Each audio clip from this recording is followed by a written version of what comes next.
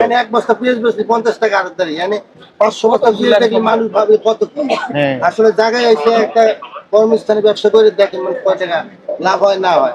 এখানে আমাদের কোনো সিন্ডিকেট নাই, কোনো কিচ্ছু নাই, বগিযোগী নাই, ভোগযোগী কিছু না, শুধু ক্যাশ মেমোটা দেন না, ক্রয়ের ক্যাশ মেমোটা নেন না, বিক্রয়ের ক্যাশ মেমোটা শুধু দেন না, প্রত্যেক কাস্টমার এইটুকুই, তাছাড়া কোনো ভোগযোগী নেই। না আমাদের বগিযোগী কিছু আমরা এনেছি শুধু টাকাটা বেশি নেন, শুধু আর কিছু করেন না, তাই না? আপনার নাম কি যেন বললেন? আমার নাম মোহাম্মদ সেলিম মল্লিক। মোহাম্মদ সেলিম মল্লিক। মল্লিক।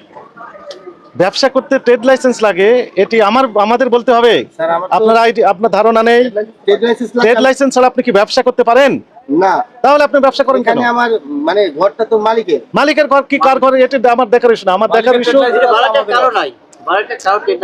তার মানে আপনি ট্রেড লাইসেন্স করতে চাচ্ছেন না? মানে আমাদের তো আছে কিন্তু আছে, এটি আপনার ইস্যু। এই বাজারে কারো কোনো ভাড়াটিয়ার ট্রেড লাইসেন্স এই বাজারে কি হচ্ছে এটি দেখার ইস্যু আপনার? না আমার না, আপনার ইস্যু আপনি দেখেন। আমারটা তো আছে। আপনারটা কোথায় আছে? 1.5 বছর আগে দিয়েছেন, কাগজ দেখান, আপনি দিয়েছেন।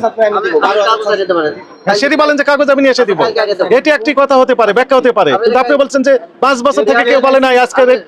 আপনি তার মানে সারা জীবন ট্রেড লাইসেন্স ছাড়াই ব্যবসা করে গেছেন। ট্রেড লাইসেন্স তো বড় কিছু লাগিয়ে দিব, সেটা আপনি বলছেন, আমি ওইটা 12,600 টাকা দিয়ে আমি দিয়ে আসছি জাহাঙ্গীর। ওই জাহাঙ্গীরের দিও না। আবার কথা বলে জাহাঙ্গীরকে দিয়ে আসছি।